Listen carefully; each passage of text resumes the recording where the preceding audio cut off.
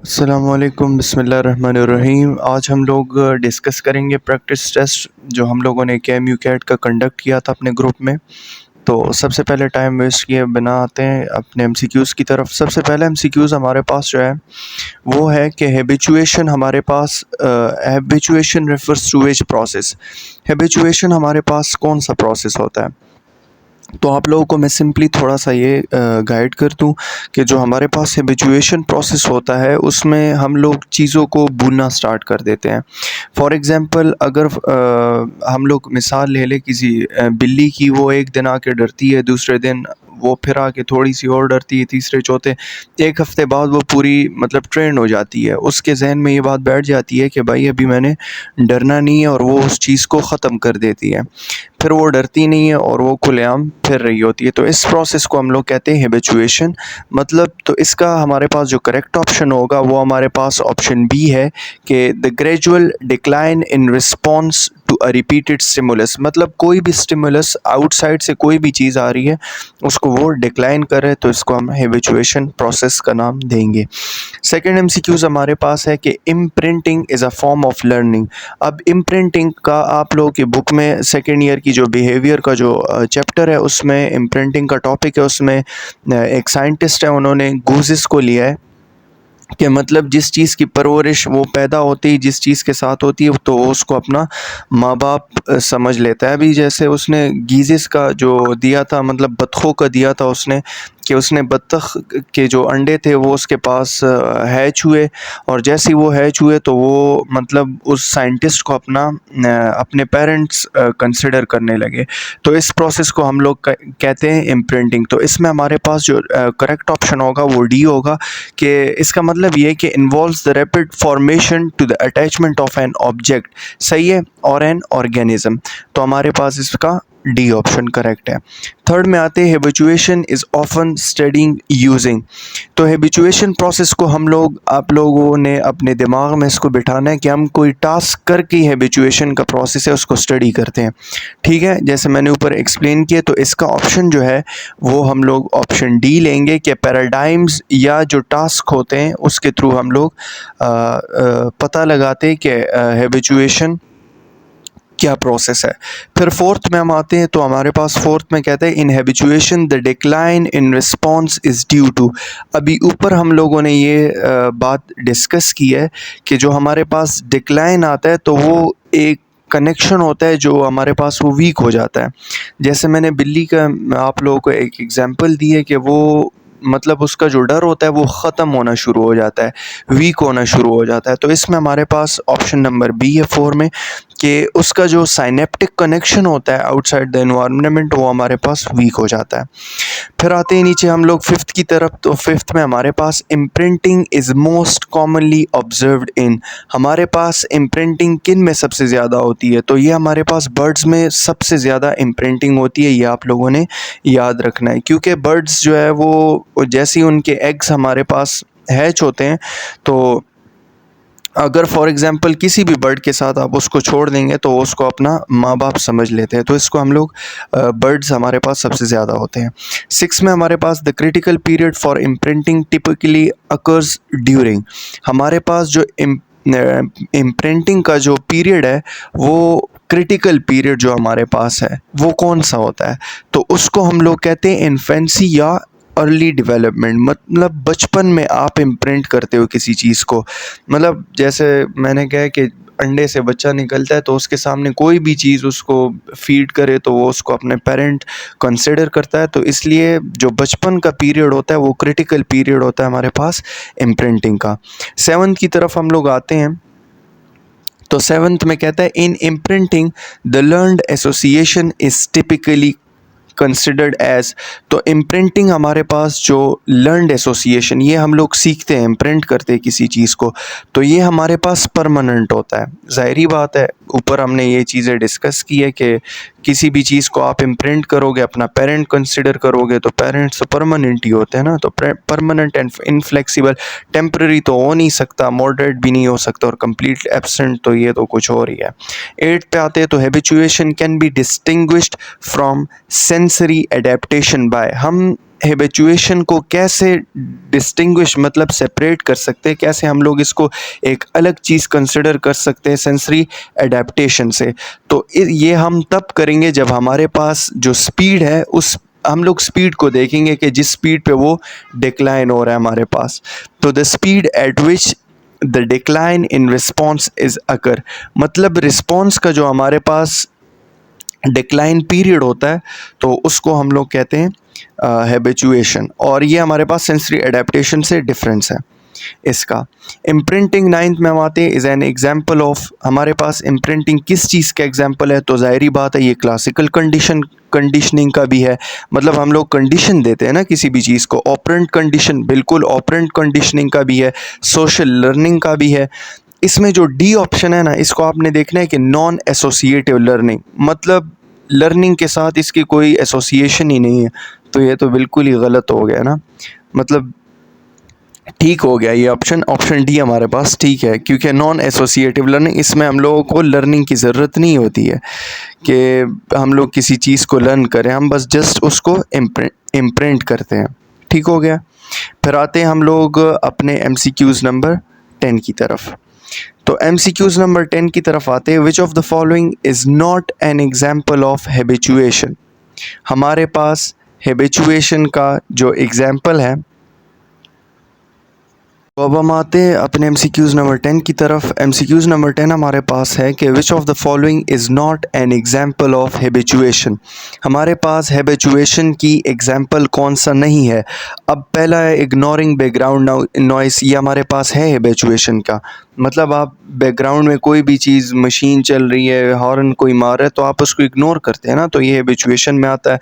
No longer flinching when expose to a sudden loud noise, मतलब आप कोई flinching नहीं करते, आप कोई गुस्सा या आप एंगर मैडनेस नहीं शो करते जब कोई भी आपको ज़ाहिरी बात है आप उस चीज़ के आदि, बाज़ारों में आपने शोर सुना होगा, तो ये भी हैबिचुएशन में आता है। थर्ड है losing interest in a repetitive television commercial, बिल्कुल ये भी हैबिचुएशन के एग्जांपल में से आता है कि आप में कोई भी ऐड आपने देख लिया, for example head and shoulder का देख लिया टीवी पे, तो वो बार बार आ रहा है तो आपने उसको हैबिचुएट कर लिया, आपने उस चीज़ को सीख लिया, आप उसको फिर इग्नोर करते हैं ना, ज़ाहिरी बात इग्नोर तो नहीं, इग्नोर करते उस चीज़ को आप, तो ये भी हमारे पास आता है हैबिचुएशन में। डी में आता है हमारे पास developing a fear of dogs after being bitten by one, एक दफ़ा आपको कुत्ते ने काट लिया है और आप फिर दोबारा उससे डर रहे हैं, तो ये हमारे पास हैबिचुएशन का एग्जाम्पल नहीं है।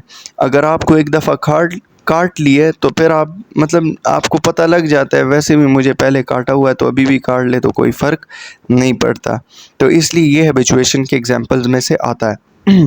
आते हैं 11 MCQs की तरफ। तो 11 MCQs हमारे पास कहता है what is the approximate length of a human circadian rhythms. Circadian जो रिदम्स होती है हमारे पास, उसकी लेंथ कितनी होती है हमारे पास, और वो क्या बात कर रहे हैं, ह्यूमंस में उसकी बात कर रहे हैं। तो ह्यूमंस में हमारे पास, मैं आपको एक बात बता दूं कि वो 24 हॉर्स में सर्कैडियन रिदम्स होती है, और जो हार्मोन इसको करता है वो सेरोटोनिन हार्मोन होता है, और पिनल ग्लैंड होती है इसमें। ठीक है, तो इसमें हमारे पास करेक्ट ऑप्शन 24 हॉर्स इसका करेक्ट ऑप्शन है हमारे पास। आगे आते हैं अपने MCQs नंबर 12 की तरफ। The suprachiasmatic nucleus is located in which part of the brain. हमारे पास जो सुप्राशियास्मेटिक न्यूक्लियस है वो हमारे पास ब्रेन के किस हिस्से में मौजूद है। अब ये MCQs हमारे पास नर्वस कोऑर्डिनेशन से है कि जो शियास्मेटिक न्यूक्लियस होता है हमारे पास वो कहाँ पर मौजूद होता है, तो ये हमारे पास हाइपोथैलेमस में मौजूद होता है। इसको हम लोग इन्फंडिबेलम भी कह सकते हैं कि हमारे पास स्टॉक टाइप चेन होता है जिसमें हमारे पास ये सुप्राशियास्मेटिक न्यूक्लियस होता है, तो इसको हम लोग इसका करेक्ट ऑप्शन हमारे पास हाइपोथैलेमस है। MCQs नंबर 13 की तरफ हम लोग आते हैं। तो the hormone melatonin is primarily release by which gland in response to darkness.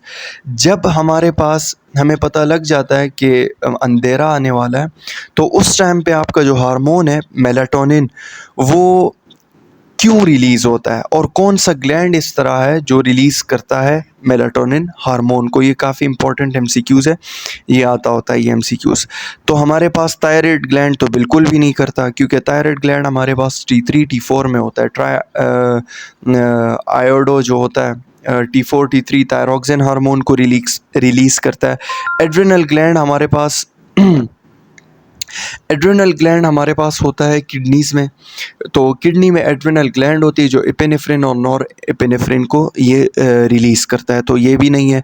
Pituitary gland हमारे पास मुख्तलिफ दूसरे हार्मोन्स करती है, फॉर एग्जांपल ग्रोथ हार्मोन हो गया, सोमैटोट्रॉफिक हो गया, और फिर इसकी 3 लोब्स है। तो ये तो हमारे पास जो पिनल ग्लैंड है ना, और ये हमारे पास स्मॉलेस्ट ग्लैंड है बॉडी में।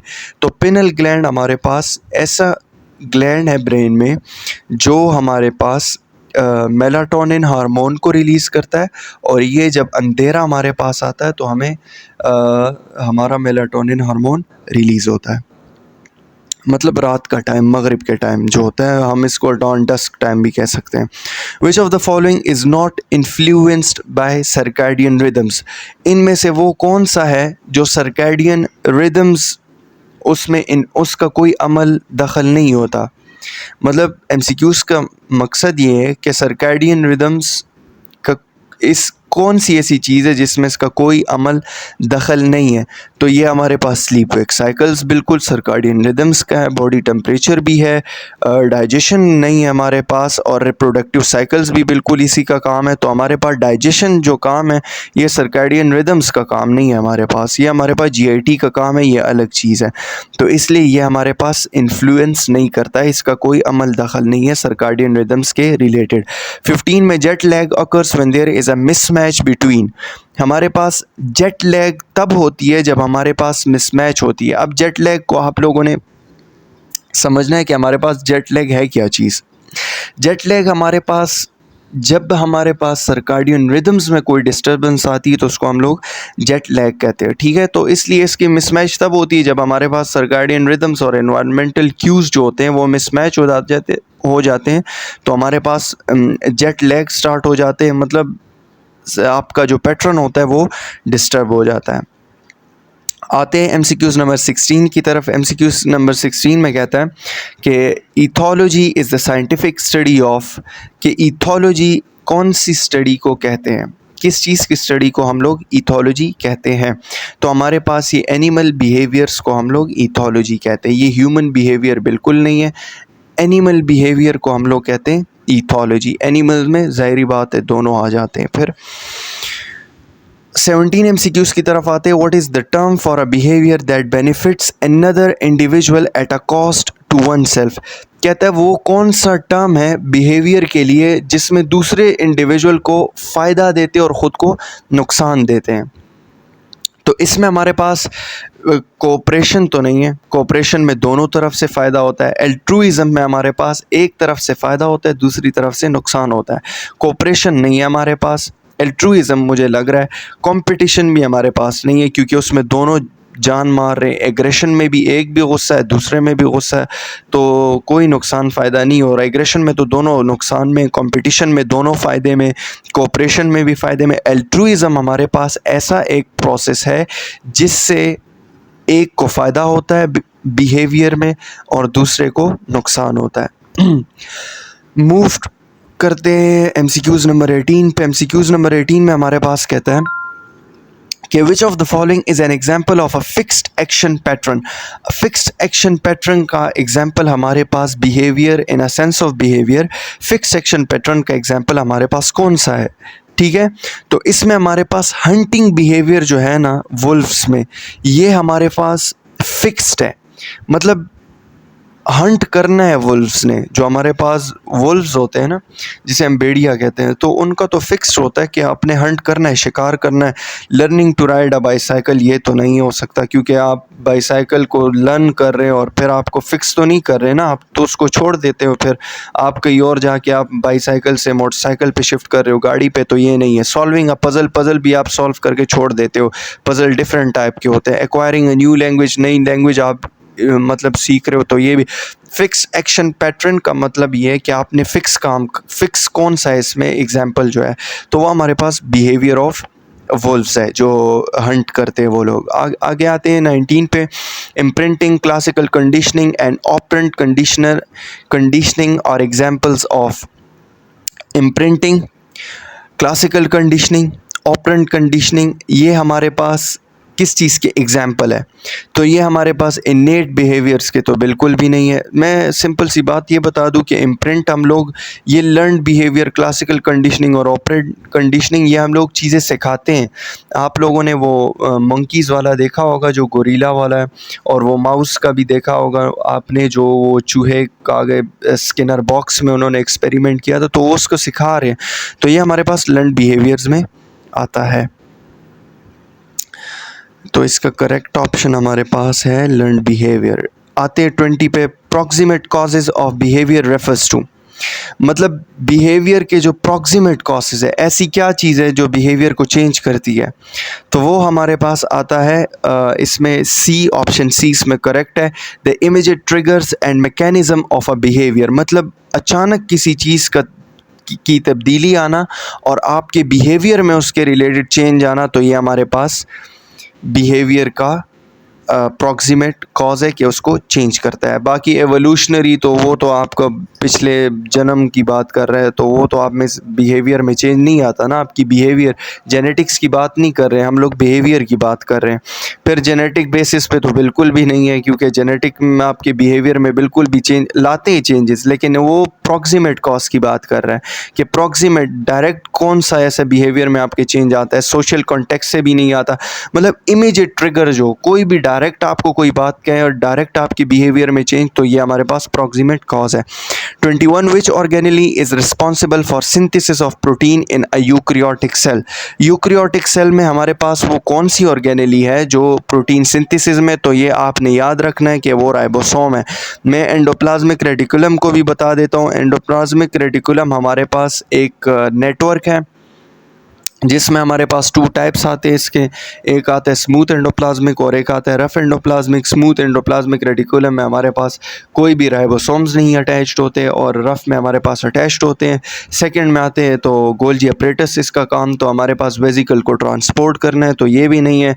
थर्ड हमारे पास माइटोकॉन्ड्रिया, माइटोकॉन्ड्रिया को तो हम लोग power house of the cell कहते हैं। तो फोर्थ हमारे पास जो राइबोसोम है वो हमारे पास प्रोटीन सिंथेसिस का काम करती है, और प्रोटीन सिंथेसिस हमारे पास न्यूक्लियस के न्यूक्लियोलस में होती है। 22, which of the following is not a function of the cell membrane, वो कौन सा है इनमें जो सेल मेम्ब्रेन का फंक्शन नहीं है? तो हमारे पास ये सारे तीनों ए बी सी, ये तीनों इसके फंक्शन है। सिंथेसाइजिंग प्रोटीन अभी मैंने बात की है कि वो किस चीज़ का फंक्शन है, वो राइबोसोम्स का फंक्शन है, तो ये हमारे पास इसका फंक्शन नहीं है। बाकी ये तीनों इसके फंक्शन है। 23, the process by which a cell engulfs and internalizes large particles or whole cell is called, वो कौन सा प्रोसेस है जिस पे सेल इनगल्फ करता है लार्ज पार्टिकल को या पूरे सेल को?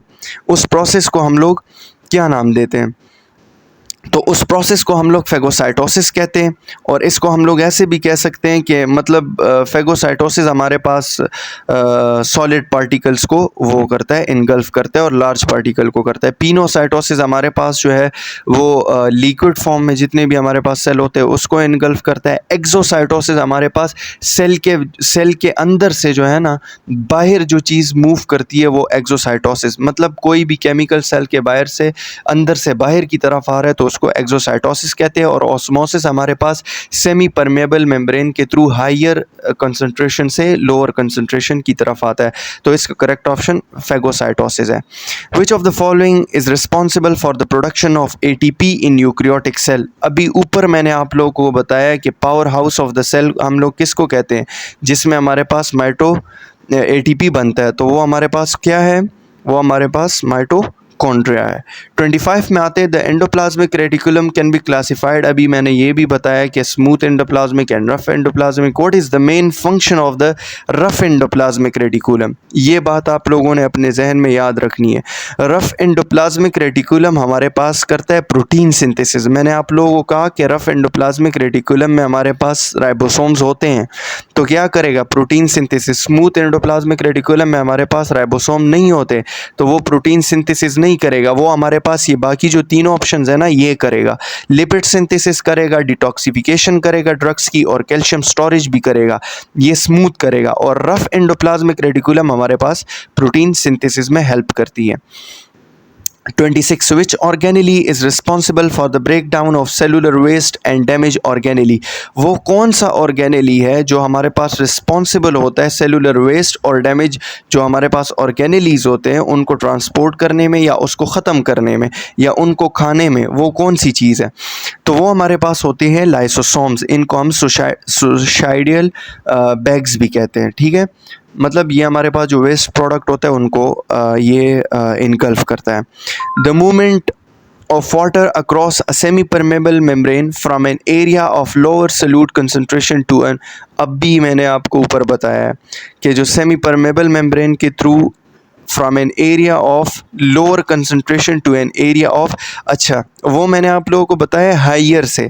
अब इसमें पूछ रहे हैं कि लोअर सल्यूट कंसनट्रेशन से हाइयर, तो ये हमारे पास हमेशा याद रखना है एक्टिव ट्रांसपोर्ट, इसको आप लोग पंप की तरह याद कर लो, सही है कि एक्टिव ट्रांसपोर्ट में हमारे पास लोअर से हाइयर की तरफ हमारे पास जो कंसंट्रेशन है मॉलिक्यूल्स की वो हो जाती है।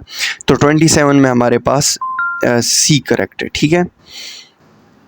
मूव करते हैं on to 28। Which of the following is responsible for the synthesis of lipids and detoxification of drugs in liver? अभी मैंने आप लोगों को बताया है कि कौन सा है वो, स्मूथ एंडोप्लाज्मिक। ऊपर हम लोग ये पढ़ के आए हैं, ठीक है। अगर आपने गौर किया हो तो मैंने ये बताया है कि स्मूथ एंडोप्लाज्मिक रेटिकुलम में ये यहाँ पर मैंने बताया है, मैं आपको दिखा देता हूँ। अच्छा ये मैंने यहाँ पे बताया कि रफ एंडोप्लाज्मिक प्रोटीन सिंथेसिस करता है और स्मूथ एंडोप्लाज्मिक डिटॉक्सिफिकेशन करता है, लिपिड सिंथेसिस और कैल्शियम स्टोरेज करता है। ये मैंने अभी आप लोगों को बताया है, ये पढ़ लेना। What is the function of the centriole in animal cell? Centriole का फंक्शन क्या है एनिमल सेल में? तो सेंट्रियोल का फंक्शन हमारे पास ना तो सेल डिवीजन है, ना प्रोटीन सिंथेसिस है और ना ही कैल्शियम स्टोरेज है। हमारे पास एनर्जी प्रोडक्शन जो है वो मेन फंक्शन ऑफ सेंट्रियोल है और ये एनिमल सेल्स की बात कर रहे हैं हम लोग। 30. Which organelle is responsible for the synthesis of ribosomal RNA? वो कौन सा ऑर्गेनेली है जो हमारे पास रिस्पॉन्सिबल है for the synthesis of ribosomal RNA? तो अगर हम लोग इस चीज़ को देख लें, राइबोसोमल आरएनए की बात हम लोग कर लें, तो इसमें हमारे पास न्यूक्लियोलस हमारे पास बेस्ट ऑप्शन आता है। मतलब इसमें हो सकता है न्यूक्लियस भी, लेकिन जो बेस्ट ऑप्शन है वो हमारे पास न्यूक्लियोलस है, क्योंकि वो सिंथेसिस करता है राइबोसोम। होता न्यूक्लियोलस न्यूक्लियस में ही है, लेकिन जो सिंथेसिस करता है आरएनए की वो हमारे पास न्यूक्लियोलस करता है। Move on to 31। The cytoskeleton of a cell is composed of, हमारे पास जो साइटोस्केलेटन है किसी भी सेल का वो हमारे पास किस चीज़ से बना हुआ है? तो वो हमारे पास बना हुआ है प्रोटीन से। ये हमारे पास इनमें माइक्रोट्यूब्यूल्स आते हैं, माइक्रोफिलामेंट्स आते हैं, तो इसको हम लोग ट्यूब्यूलिन प्रोटीन भी कहते हैं। तो ये ट्यूब्यूलिन से बना होता है cytoskeleton. What is the function of the Golgi apparatus in a cell? Golgi apparatus का फंक्शन क्या है किसी भी सेल में? MCQs नंबर 32 की बात कर रहे हैं हम लोग। तो MCQs नंबर 32 में हमारे पास सॉर्टिंग एंड मॉडिफाइंग, मैंने आपको पहले ही कहा है कि इसका काम होता है वेजिकल को ट्रांसपोर्ट करना, तो इसमें ऑप्शन डी करेक्ट है। 33. विच of the following structure is responsible for the synthesis of phospholipids and steroids? वो कौन सा सेल स्ट्रक्चर है जो हमारे पास रिस्पॉन्सिबल होता है फॉस्फोलिपिड्स एंड स्टीरॉइड्स को बनाने के लिए? वो कौन सी ऐसी सेल स्ट्रक्चर है जो स्टीरॉयड और फॉस्फोलिपिड को हमारे पास बनाती है?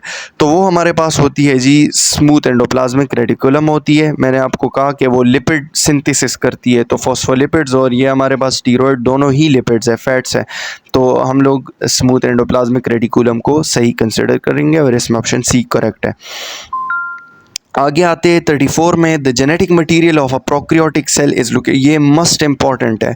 34 MCQs ये आता होता है ज़्यादातर, क्योंकि हम लोग यूक्रियोटिक सेल पे ज़्यादा देते हैं, प्रोक्रियोट को छोड़ देते हैं। जेनेटिक मटेरियल हमारे पास जो प्रोक्रियोटिक सेल्स में होती हैं वो कहाँ पर होती है? तो वो हमारे पास न्यूक्लियोइड रीजन में होती है। प्रोकैरियोट में हमारे पास एक स्पेसिफिक जगह होती है जिसको हम न्यूक्लियोइड रीजन कहते हैं, और वहाँ पर हमारे पास genetic material of a prokaryotic cell present होते हैं। 35 what is the primary function of the ribosomes in a cell? Ribosome का प्राइमरी फंक्शन क्या है? प्रोटीन सिंथेसिस है हमारे पास, ठीक है। 35 की तरफ जाते हैं हम लोग। Which of the following cells are responsible? Which of the following cells are responsible for the production of myelin in the central nervous system? Central nervous system में जो हमारे पास myelin sheath होती है उसकी प्रोडक्शन कौन से सेल्स करते हैं? तो वो हमारे पास करते हैं, ना तो न्यूरॉन्स करते हैं, ना एस्ट्रोसाइट्स करते हैं, ना माइक्रोगिलिया करता है। इसमें ओलिगोडेंड्रोसाइट्स हमारे पास रिस्पॉन्सिबल होते हैं for the production of myelin sheath in the central nervous system. 36 the region of a neuron where income signals from other neurons are received is called? वो कौन सा रीजन है न्यूरॉन का जहाँ पर हमें जो इनकमिंग सिग्नल्स होता है वो हम लोग रिसीव करते हैं दूसरे न्यूरॉन से? मतलब एक न्यूरॉन से सिग्नल आया और जिस न्यूरॉन पे हम लोग उस सिग्नल को रिसीव करते हैं वो कौन सी जगह होती है हमारे पास? तो वो हमारे पास होती है